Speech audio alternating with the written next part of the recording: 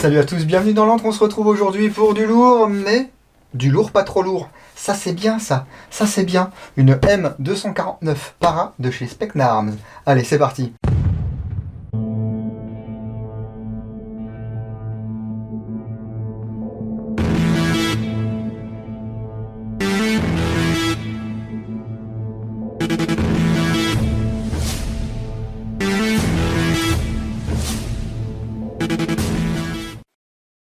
Et comme d'habitude, avant de commencer, j'aimerais remercier Specnarms pour m'avoir envoyé cette réplique de M249 Para afin que je puisse la tester et vous la faire voir. C'est la SA249 Para de la gamme Core. Il existe également le modèle MK1, MK2 et la SA46. Vous trouverez celle-ci aux alentours de 310 € et je vous propose de voir ce qu'on a dans la boîte pour ce prix. Alors, la boîte en elle-même, c'est une boîte en carton standard, avec un autocollant, Specnarms, Core, etc. Your Way of Airsoft. Et il y a un truc intéressant, je vous fais voir ça, c'est qu'ici on a des parties blanches. Les parties blanches, ce sont les parties qui sont en métal. Voilà, sur cette réplique. Alors, en dehors de la Mobox, bien sûr, qui est en plastique. C'est une Mobox classique type AEK 2500 billes. D'ailleurs, je pense que ce sont des productions AEK, ou du moins peut-être l'usine qui fabrique pour AEK, enfin... Vous savez, l'airsoft c'est un peu plus compliqué que des marques. Hop, en tout cas, ça nous permet d'avoir une réplique de soutien qui n'est pas entièrement en plastique et qui n'est pas entièrement en métal. Voilà. On avait la M249 Cybergun entièrement en plastique avec une Gearbox V2 qui était très légère. Donc ça c'est une qualité pour les gens qui ont un physique un petit peu fragile ou qui comme moi commencent à devenir un petit peu vieux pour se trimballer 10 kg sur une opette de jour. Enfin ça dit je fais plus d'opette de jour. Là ça va être un petit peu plus lourd mais l'architecture est différente, vous allez voir, vous ne serez pas en terrain inconnu. Alors, in the box, on retrouve les papiers, les instructions, voilà, qui nous viennent de Gunfire. Enfin, je vous l'apprends pas, je pense, Gunfire et Specna. Le manuel d'utilisation. Ah, regardez, ça c'est cool. Multilingue. Anglais, français, espagnol, polonais, russe, suédois et finlandais. Et alors, ce qui est cool, c'est que c'est pas des sections du manuel qui sont dédiées, c'est que chaque instruction va avoir les différentes langues. Voilà, donc nous on se concentre sur le FR par exemple. Tout est expliqué, donc si vous avez un doute sur le changement de canon, sur la poignée de transport, sur le réglage du hop-up, sur la mise en place de la Mobox ou de la batterie, eh bien read the fucking manual. Hop là, la belle mousse. Oh, elle est bien épaisse. Qu'est-ce que c'est que ça? Specnarms High Torque Coffee Enter and Coffee System. Ah ah! Sans déconner. Je pense pas que ce soit livré avec la réplique, ça. Je crois qu'ils m'ont dit que c'était une série spéciale. Ils ont fait une petite série spéciale de café. C'est rigolo, ça. Alors, j'ai pas de moulin. Mais je vais trouver un moulin et puis on goûtera ce café. Hey, Badabing, that's for you. Man, if you want some, contact me. Et oui, notre ami Badabing qui est au Royaume-Uni et qui agrémente ses vidéos de café et de Toblerone. Ok, et ben on a le morceau là. Effectivement, ça brille, on sent le polymère renforcé, hein, la fibre de verre, là, le nylon fibré. Alors, la Mobox. Bon, la Mobox, effectivement. Là non plus, on n'est pas en terrain inconnu. C'est une Mobox type AEK. Hein. Enfin, je dis type AEK parce que, en fait, quand j'ai commencé l'airsoft, il n'y a que AEK qui faisait ce genre de truc. Alors je ne sais pas si c'est eux qui ont inventé le système ou le concept. Les billes vont sortir par ici. Il y a plusieurs modes. Auto, off, sound control. Et la possibilité ici de contrôler avec un switch déporté qui n'est pas fourni avec. Voilà. C'est fourni avec les petites Amobox qui sont vendues à part par AEK. J'en ai acheté une récemment, je sais pas ce que j'en ai fait. Hop, voilà. Ce sont des petites Amobox, ça. 1500 billes je crois, ou 1000 billes. Et c'est le même principe, hein. Donc ceci est compatible avec la réplique Specnarms, bien sûr. Pour mettre les billes, il y a une trappe ici, on ouvre, on verse. Pour ouvrir et mettre les piles, oui car ce sont des piles, on enlève le capot, 2 piles AA. J'ai horreur de ce système. Donc, les billes seront ici, hein, allez pas mettre des billes partout. On va lui mettre ces piles.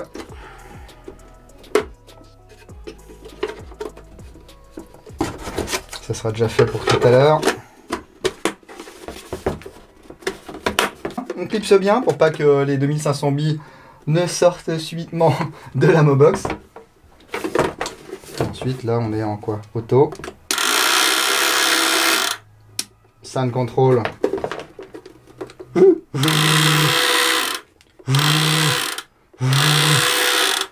Il y a le micro qui est ici. Voilà, donc quand vous tirez, ça détecte le bruit de votre réplique et ça envoie des billes. Voilà, donc tant que vous tirez, ça envoie des billes. Est-ce que ça fonctionne avec ça?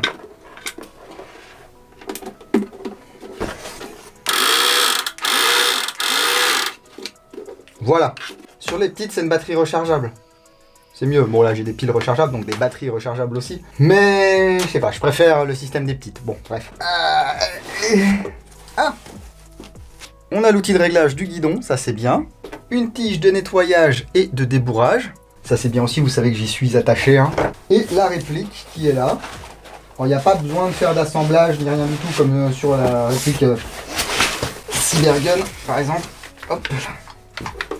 Ah, c'est vrai que c'est bon. C'est un peu lourd mais c'est pas abusé quoi. Hein. Allez, on va voir ça ensemble. Donc la voici, la voilà, la SA249 Para. Donc vous voyez, on peut faire ça. Bon, mais on peut pas le faire longtemps, en tout cas moi je peux pas le faire longtemps. Ça pèse quand même 4 kg 970 et ça mesure entre 790 et 920 mm. Et oui, une grosse différence de taille à cause de cette crosse Para justement qui va se déployer. Voilà. C'est très pratique ça. Alors on est loin du tout rail comme sur les SA46, mais il y aura quand même un rail Picatinny supérieur. On verra ça tout à l'heure. Alors on va s'intéresser vite fait au marquage avant de passer au reste. Eh bien regardez, c'est pas compliqué. Là il n'y a rien. Là-dessous il n'y a rien. Il n'y a que de ce côté-là où on va voir un petit Specnarm Industries. On réduit beaucoup la masse de cette réplique car beaucoup de choses sont en polymère là où elles sont en métal normalement. Le rail Picatinny au-dessus est en polymère, le receveur est en polymère, l'attache de crosse ici est en polymère, les deux tubes sont en métal, à l'arrière la plaque est en polymère. Il y a une pièce en métal, voilà une espèce de shoulder rest comme ils appellent ça, hein, un repose épaule. La poignée pistolet est en polymère, le levier d'armement est en polymère. Le gros garde-main est en polymère, le dessus également. La tige ici et le support sont en métal. Ici, la poignée est en polymère. Le canon externe et le cache-flamme sont en métal. Le bipied est en métal. La patte d'attache de la Mobox est en métal également. Donc en gros, tout ce qui est plus ou moins critique est en métal. Et tout ce qui est pièces structurelles, corps, rail, garde-main, etc. Ça c'est en polymère. Donc ici vous voyez la crosse Para, il y a deux positions, hein, soit déployée, soit rentrée. Franchement c'est pas trop galère à épauler. Là j'ai les 5 kg de la réplique. Alors certes j'ai pas le kilo de billes et la Mobox dedans. Mais ça reste assez maniable.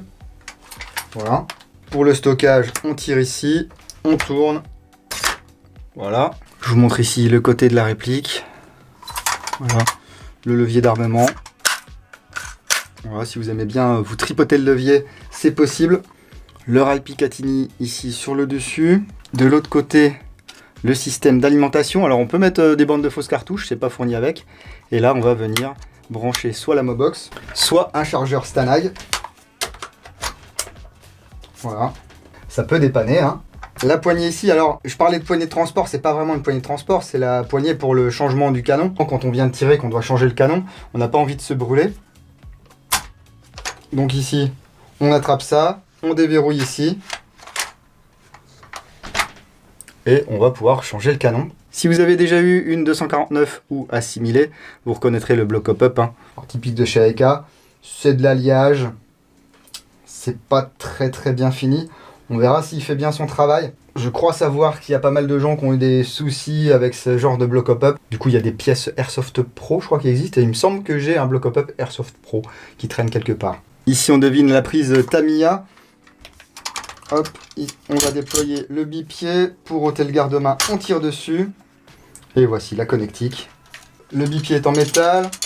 On peut le balancer vers l'avant, vers l'arrière pour le ranger ou vers le bas, bien sûr, pour avoir une position de tir un peu plus stable. Ici, c'est la longueur minimum. On peut déployer les pieds. Voilà. Il suffit ici d'appuyer sur ce petit bouton et de tirer. Ça se range comme ceci. Le boîtier ici s'ouvre en appuyant sur les boutons du côté. Et là, regardez, on n'a pas une gearbox V2, on a bien une gearbox de LMG. Alors, j'ai ouvert pour pouvoir réaligner le canon et le hop-up. Il y a une rainure qui va normalement vers le bas. On peut donc régler le hop-up par ici. C'est une molette qui tourne. Donc ici, je vous le disais, on peut ôter la partie supérieure. Alors, soit on peut jouer sans. Si vous ne voulez pas mettre de points rouges sur cette réplique, c'est votre droit. Il y a des organes de visée mécaniques. Et alors, c'est rigolo. D'habitude, je gueule parce que on a un guidon avec un cran qui est réglable en hauteur et on n'a pas l'outil. Là, on a l'outil, mais le cran n'est pas réglable. C'est une pièce en plastique moulée. Donc, Donc, le guidon est fixe et la hausse également est fixe. Voilà, elle est jolie, il y a des molettes et tout, mais les molettes ne servent à rien. On ne peut pas régler du tout la hausse. On peut quand même prendre une visée avec ces organes de visée. On verra si ça tire droit. Là encore, dans une recherche de poids, je pense, ils ont décidé de ne pas mettre des organes de visée réglables. Alors, ils auraient pu faire des organes de visée en plastique et réglables. Est-ce que ça aurait été viable sur le moyen ou le long terme? Je ne sais pas. Notez qu'il y a également ici un anneau pour attacher une sangle. La pièce est en plastique, donc à vous de voir si vous allez faire confiance ou pas à ce genre de matériau. C'est du nylon fibré, donc normalement, pour que ça casse, faut déjà y aller. On a acheté un œil au cache-flamme tout à l'heure, il est ici. Peut-on le dévisser? Bien sûr.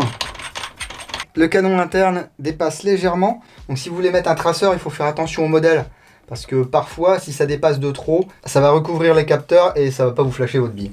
J'aime bien cette version compacte de la M249. Bien écoutez, je vous propose de mettre une batterie là-dedans. Donc, on l'a vu tout à l'heure, on retire le garde-main. Alors, où est-ce qu'on est censé mettre la batterie du coup? Dans le garde-main ou Ici, j'ai une LiPo 7V4, 1500 mAh.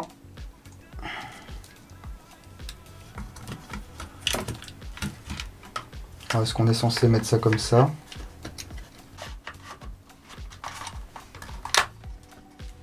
Ça a l'air de passer. Alors, pas de semis là-dessus, on a juste un cran de sûreté ici. Voilà. Un gros pontet, une grosse queue de détente.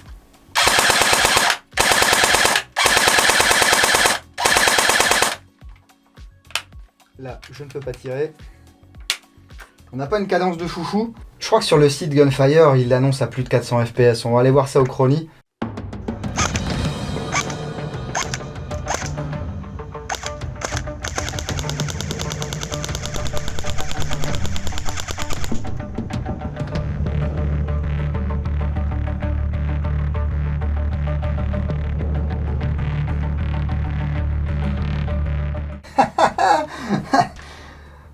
Ils sont fous ces Polonais. Plus sérieusement, on est bien dans les limites légales, on est en dessous de 2 joules, mais 415-420 fps pour une réplique de soutien, c'est un peu beaucoup. Mais ne vous inquiétez pas, on peut changer le ressort en quelques secondes. On dévisse ici la molette. Voilà, on enlève la goupille. On casse la réplique, on ouvre le capot. On appuie légèrement sur le guide de ressort. On le libère ici en poussant. Voilà. Et regardez. Voilà, je vous avais dit que vous ne seriez pas dépaysés. On va mettre un ressort un petit peu plus adapté. Et on va pouvoir aller jouer n'importe où avec cette réplique.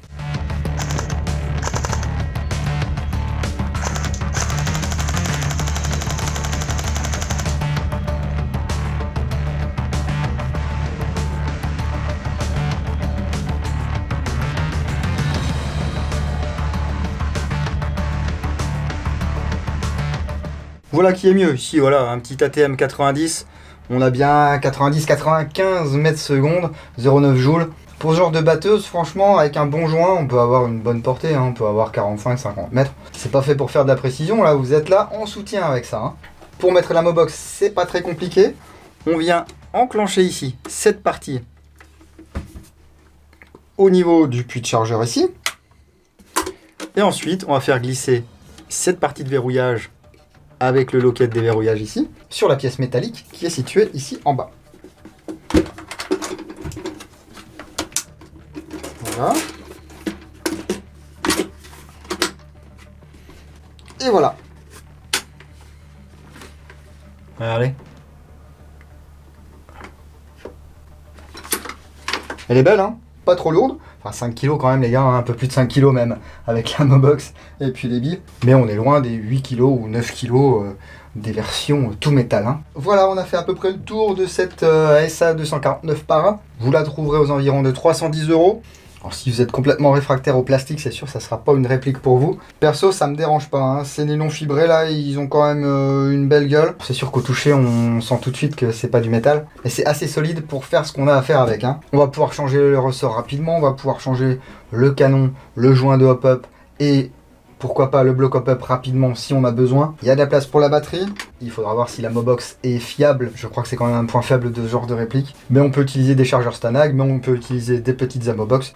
On n'est vraiment pas obligé d'utiliser tout le temps cette Amobox, mais bon, elle est fournie avec. Donc ce serait bien qu'on puisse utiliser les pièces qu'on paye sans que ça pète au bout de 5 minutes. Je n'ai personnellement pas assez de recul sur ce genre de pièces, mais si vous avez eu ce genre d'Amobox, du AEK, des M249, avec cette mécanique, commentez, dites-nous tout. Est-ce que vous avez eu des problèmes? Est-ce que ça se passe bien? Est-ce que ça se passe pas très bien? Comment vous avez upgradé les vôtres? Dites-nous tout. En tout cas, merci encore à Specnarms de m'avoir envoyé ce modèle afin que je puisse le découvrir et puis vous le présenter. Vous savez, moi, c'est toujours un plaisir de découvrir du nouveau matos. Hein. Et là, le plaisir, il est là. Voilà, ça rafale, ça envoie. On verra ce qu'il y a dans le bide dans la review complète sur l'entre-le-blog très bientôt. Entre-temps, je vous ferai la review écrite de la MK46 de chez AEK que je vous ai fait il y a des années et des années. En tout cas, n'hésitez pas à poser un gros like sur cette vidéo si ça vous a plu, un dislike si vous n'avez pas aimé, ça peut arriver. Et puis surtout les gars, on a 50% des gens qui regardent les vidéos de l'antre mais qui ne sont pas abonnés. À quoi ça sert-il donc? Je vous le demande. Donc abonnez-vous, activez les notifications, ça vous permet de ne rien louper, ou presque, parce que les notifs YouTube, voilà, on les connaît. Mais si vous ne voulez vraiment rien louper, rejoignez-moi sur la page Facebook, sur Instagram, sur Twitch maintenant, et puis bien sûr sur www.l'entredudingo.com. Bon bah voilà, j'ai bien travaillé, hein, je vais ranger ça, et puis je vais aller me faire un petit resto, peinard, parce que ça fait du bien de se poser un petit peu aussi. Si vous allez en jeu le week-end prochain, jouez sérieusement mais sans vous prendre au sérieux, et moi je vous dis à bientôt dans l'Entre du Dingo. Peace.